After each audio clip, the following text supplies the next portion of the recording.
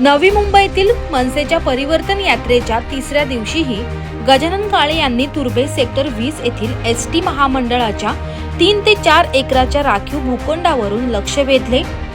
सदर भूखंड ST depot थांब्यासाठी राखीव असताना गेल्या अनेक वर्षांपासून या ठिकाणी ट्रक व कंटेनरची पार्किंग केली जाते आणि यातून लाखो करोडो रुपयांची उलाढाल करण्यात येते। हे कोणाच्या आशीर्वादाने चालते याबद्दल आम्ही तक्रार करू।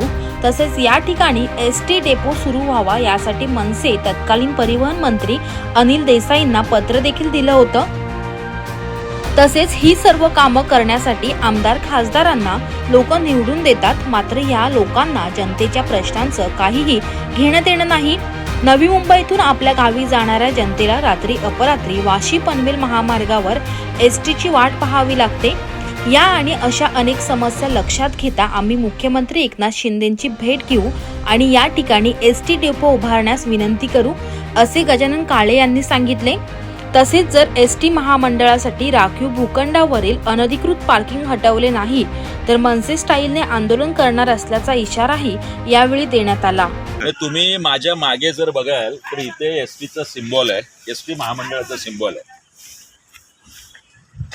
गेली अनेक वर्ष एसटी महामंडळाचा हा पूर्ण 3 ते 4 एकराचा प्लॉट आहे आणि ह्या प्लॉटवरती जो तुर्ब्यामध्ये सेक्टर 20 आणि प्लॉट नंबर 3 बहुधा या ठिकाणी ह्या 3 ते 4 एकरच्या प्लॉटवर एसटी डेपोची मागणी महाराष्ट्र नवनिर्माण सेनेने केली होती। मला आठवतंय त्यावेळचे परिवहन मंत्री सुभाष देसाई होते आणि त्यांनी ही मागणी मान्य केली होती की इथे एसटी डेपो उभा राहील। संपूर्ण नवी मुंबई ही इथल्या प्रकल्पग्रस्तांच्या जमिनीवर वसलेली असली तरी मराठवाडा असेल, पश्चिम महाराष्ट्र असेल, कोकण असेल, उत्तर महाराष्ट्र असेल, अशा विविध ग्रामीण भागातून चाकरमणी आपापल्या नोकऱ्यांसाठी, आपापल्या शिक्षणासाठी, आपल्या कुटुंबांना घेऊन इकडे आलेले आहेत। या सगळ्यांना आपल्या ग्रामीण भागात आपल्या गावी जायचं असेल तर कुठलाही एसटीचा डेपो ह्या संपूर्ण नव्या मुंबईमध्ये नाही आहे। त्यामुळे आम्ही मी तुम्हाला इथे प्लॉटही दाखवतो, हा किती मोठा प्लॉट आहे।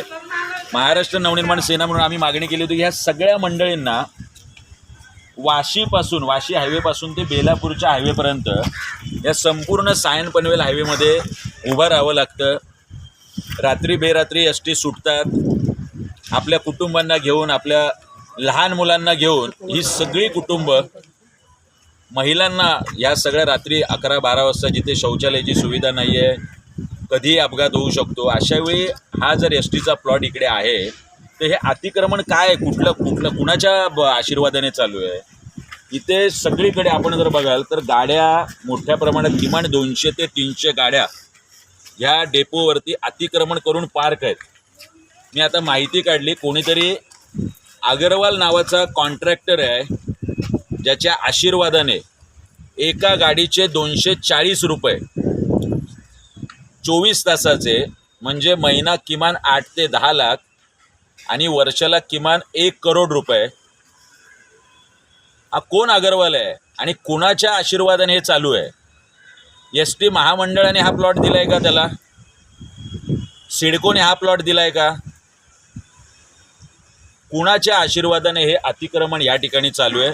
माझी तात्काळ या सगळ्या प्राधिकरणांना विनंती आहे आणि मनसेचा इशारा आहे,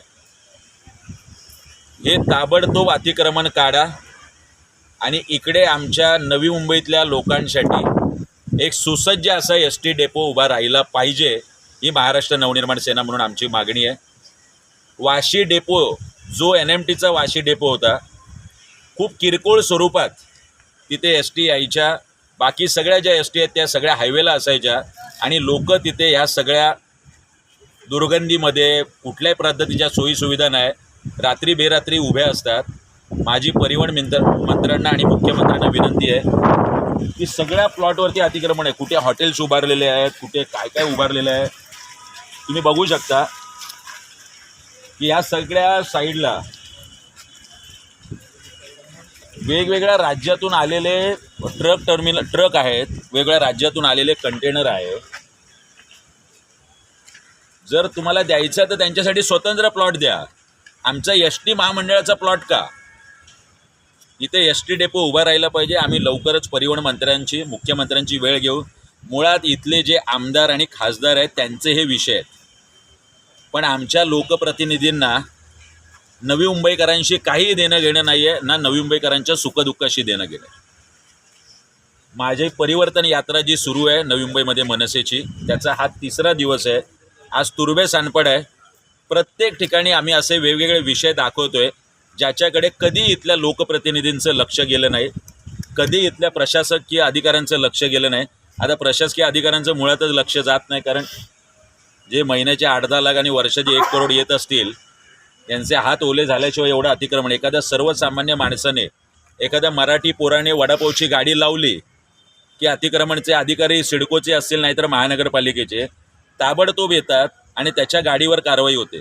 मात्र या संपूर्ण 3-4 एकरवरती अगरवाल नावाचा कोण कंत्राटदार आहे त्याने अतिक्रमण केलेलं आहे. नुसतं अतिक्रमण हटवायचं नाही आहे, जो MRTPचा ॲक्ट आहे त्याच्या खाली याच्यावरती कायदेशीररित्या फौजदारी गुन्हा दाखल झाला पाहिजे. व्हिडिओ जर्नलिस्ट वसीम काझीसह पंकज बेनवंशी, आवाज टुडे, नवी मुंबई.